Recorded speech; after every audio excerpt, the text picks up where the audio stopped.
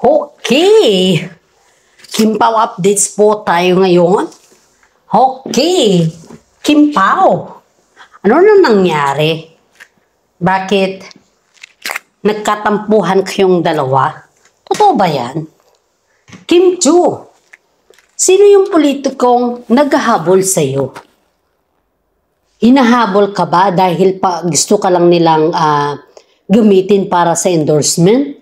Or hinahabol ka dahil tagahanga mo yung politiko na yun? Totoo ba yan?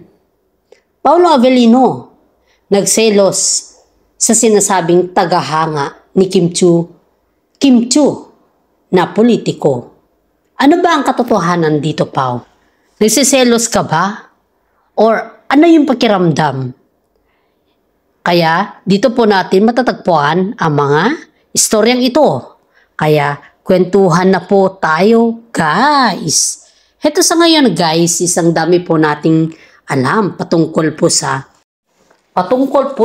Kim Pao sa ngayon. Ngayon, guys, ayon po sa ating legit na sources ay may tampuhan pala ang Kim Pao sa ngayon na kung saan po ay bistadong-bistado ng mga kapwa nilang artista. Hindi naman nila sinasabi to na may tampuhan sila eh. Pero after the set daw, guys, dun sa kanilang shooting eh, kitang-kita mo daw yung reaction ng kanilang body language dun, guys. Kahit hindi daw sila nagsasalita, ito yung pinaka-the best dito, guys, ha. Yung hindi sila nagsasalita, pero may nagsasalita sa kanila. Alam mo ba kung ano yung nagsasalita sa kanila? Haba, interesado ka ba?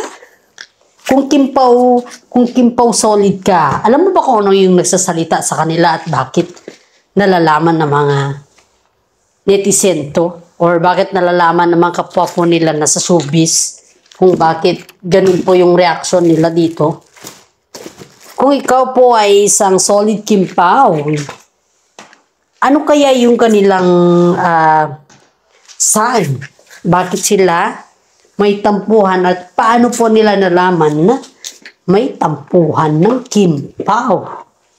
Ito, guys, ayon po dito, paki-comment down below lang, guys, kung alam niyo po yung sinasabi natin na bakit nagkaroon ng tampuhan ng Kim Pao at kung ano po yung paano po nalaman na may tampuhan ng Kim Pao. Paki-comment down below lang po yan, guys. Tala lang po natin sa mga solid Kim Pao dyan ay umaarangkada. At hindi lang po umaarangkada, andyan lahat yung kanilang mga supporters. Kaya dito po natin makikita, guys, kung ano po talaga yung tinatawag nating solid Kim Pao. Ito na, guys. Ito na yung pinakahihintay sa lahat. Ito, guys, alam mo pala kung paano nila nalaman, guys, na si Kim Chu at saka si Paolo Avellino po ay may tampuhan ay dahil po sa kanilang body language. Body language po, ibig sabihin nun is nakikita po sa kanilang galaw ang kanilang body language or ang kanilang pag-aamin na sila po ay may tampuhan na. Tampuhan naman ng mga to, guys, is konti lang, simple lang naman to eh. Tampuhan ng mga mag-asawa ay naaayos din yan sa kama. Ika nga, di ba? Pero ito, guys, kasi napapansin ba natin, guys, na kapag may tampuhan yung dalawa, sa set naman, okay naman sila. Siyempre, professional po sila sa kanilang trabaho eh. Napaka-professional nila. Pagdating naman sa mga kaibigan, professional pa rin po sila. Pagdating sa mga ganyan na bagay. Pero yung pagdating sa kanilang dalawa na, guys, palagi mo pong iisipin or palagi po natin tatandaan na may mga personal din po sa kanilang dalawa. Except lang po pag nasa shooting po sila kasi talagang professional mga yan eh. Pag trabaho pinag-uusapan na swak na swak. Wala kang masasabi dyan. Pero yung tampuhan nila na sabihin na lang po natin na tampuhan ng malit na bagay is talagang pag dalawa na lang po sila ay doon na natin makikita yung tampuhan nilang dalawa talaga. Dito natin makikita kung gaano, kung sino yung unang sumusuyo at kung sino po yung unang nagsasorry sa kanila. Di pa naman natin kumpirmado guys kung ano yung kadahilanan ng kanilang tampuhan kasi ayon dito sa ating legit na sources guys is ang sabi naman dito ay parang si Paolo Avellino ata yung may tampo kay Kim. Parang ganon. At ito naman si Kimi kasi syempre alam naman natin si Kimi yung dating niya saka yung style niya is bonggang-bongga ba.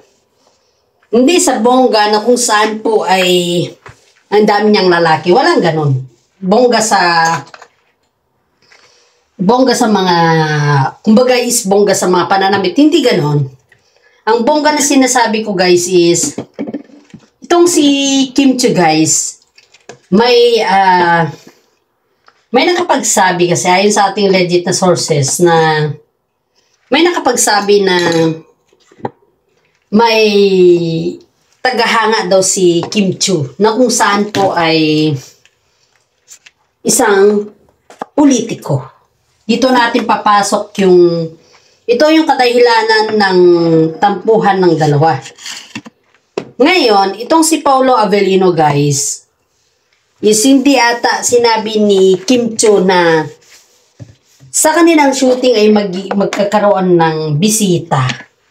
Na yung bisitang yun guys is yun po yung politiko na nagkakagusto kay Kim Chiu. Itong politiko na to guys, ayon sa ating legit na sources ay matagal na daw na crush niya si Kim Chiu. Matagal niyang may paghanga or pagtingin. Paghanga naman is isang part niya ng pagtingin, di ba? Pero ayon dito sa ating legit na sources, guys, is parang umiiwas daw si Kim Chiu dito sa politiko na to dahil kasama niya si Paolo Avellino at ang nag-entertain daw dito sa politiko na ito ay yung mga kasama niya sa set. At sabi daw ni Kim Chiu, ayon dito sa ating legit na sources, ay sabi daw niya dito na andyan si Pao. Nakakahiya naman pag ako mag-entertain. Yun daw yung sabi ni Kim Chiu. Siyempre, respeto eh. May respeto si Kim Chiu kay Paolo Avellino. Yan po yung sinasabi natin na may respeto si Kim Chiu kay Paolo Avellino dahil kahit andyan po si Paolo Avellino at andyan na rin yung tagahanga niya, is hindi nag-hi, hello lang siya, and then after that, wala na. Siyempre, andyan daw si Paolo Avellino. Ibig sabihin yung guys, nire-respeto ni Kim Chiu si Paolo Avellino bilang isang katambal or whatsoever. Pero siyempre, bilang isang lalaki naman, be man enough ba na tinatawag natin guys? Nandun na yung tinatawag natin na kahit wala ka namang insecure, ay nandun na yung insecurities mo. Nandun na rin yung selos, dahil ang selos naman kasi, yan po yung simbolo ng pagmamahal. Pero, hindi ibig sabihin na porque sinabi natin ng selos ay simbolo ng pagmamahal, todo selos ka naman na, sasawa mo dyan na. Hindi po ganun guys. Ang ibig ko pong sabihin, ang selos, may kagandahan ng selos, pero may kapangitan din ng selos. Pero dito kasi dahil bago lang po sila guys is, dito po natin makikita na may pagtingin or there is something very, very smell fishy na dito sa kanila. Alam naman natin guys na matagal na sila. Alam na kasi rumors nga yung kanilang kasal, di ba? Pero yung body language nila daw dito guys, ayon sa ating legit na sources, is pakiramdam daw ng mga kasama nila sa set ay taon na daw sila. Kaya hindi daw mapakali si Paolo Avellino na parang Yung ngiti daw niya is parang hindi kagaya dati na yung ngiti niya is talagang ngiting may tagumpay yung ngiti niya. Pero nung nandyan daw yung tagahanga ni Kim Chiu, parang umiiwas din daw si Paolo Avellino kay Kim Chiu eh. Parang kumbaga ba, hindi ko masabi guys kung ano yung pero ang sabi dito guys is umiiwas daw din si Paolo Avellino kay Kim Chiu dahil ayon dito sa ating legit na sources is mismo daw yung management silang nagsabi na Pao, andyan yung bisita ni Kim, yung tagahanga, baka ganon, pwede, medyo ganito, ganyan. Siguro, dahil syempre hindi naman makapag-kwan si Kim Chiu pag nandito si Paolo, nahiya naman si Kim Chiu. Kaya ito, kinuusap si Paolo ng management.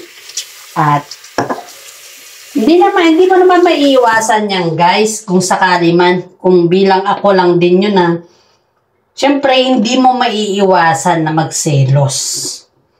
Hindi ka naman bato eh. At saka hindi lang po yan. May karapatan ka din magselos Kasi nga mahal mo yung tao eh. Yan yung sinasabi natin na pag mahal mo yung tao, may karapatan ka magselos. At tumbok po natin dyan guys dahil ang Paolo Avellino at saka si Kim Chiu naman po ay kita naman natin kung ano yung talagang intention nila sa isa't isa. May future yan eh. May tagahanga yan. Kaya alam natin yan kung gaano nasaktan si Paolo dyan. Kaya nga dito natin ipasok yung salita na nagsiselos si Paolo Avellino sa isang politiko na tagahanga. Kaya siya nagtampo kay Kim Chiu guys. Dahil po dito. At ayon din po sa ating legit na sources guys is talagang kitang-kita mo daw yung selos ni Paolo Avellino. Hindi daw mai-deny. Hindi daw kumbaga guys. Wala daw kumbaga ba guys is kung ikaw yung kasama ni Paolo Avellino ba? Yung saya ni Paolo Avellino na nandyan lang si Kim Chiu, parang ganon. Is, nung nalaman daw niya yun is parang may sakit daw siya bigla. Parang ang init ng ulo. So, parang nilagnat daw si Paolo.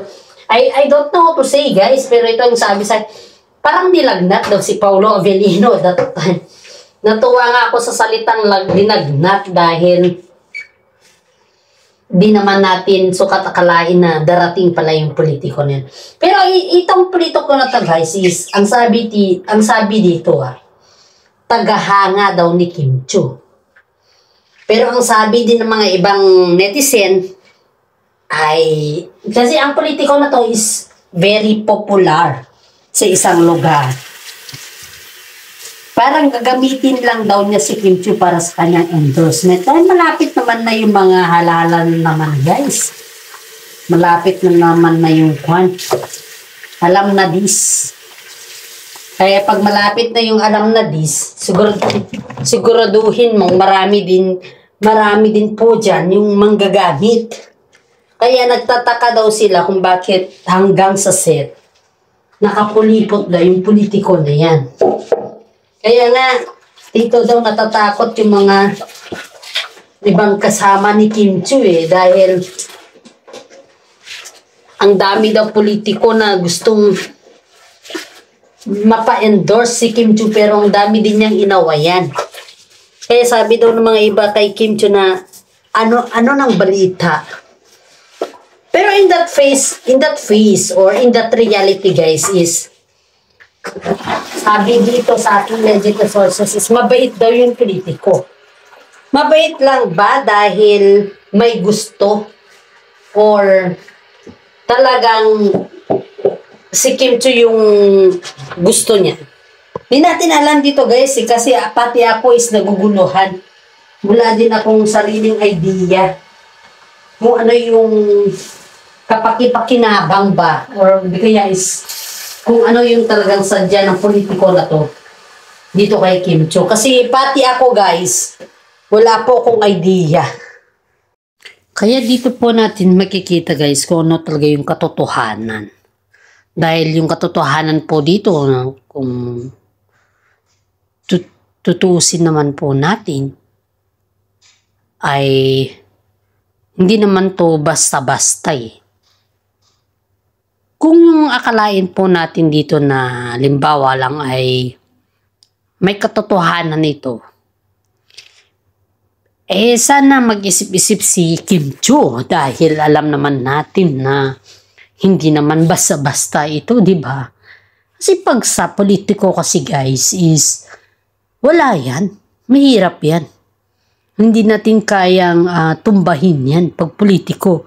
Only PRRD lang. Pero pag ganyan, sobrang hirap niyan guys kung intindihin natin sa lahat ng bagay. Kaya ang akin dito is kung tagahanga okay lang. Walang masama. Pero pag yung sabihin natin na ayun na yung tagahanga, nanliligaw, gagamitin si Kim Chiu, napakaswerte naman niya kung sakali. Saka isipin natin guys na hindi yan papasa sa taste ni Kim Chiu. Dahil pati ako, kung sakaling ako man yung magiging grounded nito or sakaling ako yung nasa sitwasyon, ay hindi ako pabor sa ganyan guys. Dahil pag pabor ka sa mga ganyan, wala din yan. Walang patutunguhan kung sakaling ganun. Walang impact kung sakaling ganun. Kaya sa mata ng politiko po, sa mata ng mga netizen, ay Kim Pao lang ay okay na kay Kim Chiu. And this is for today. Sana naman po nagustuhan yung ating alindog. At salamat na marami. Paki-like, subscribe. Isang comment lang po. Ayos na ako dun. Salamat at God bless po.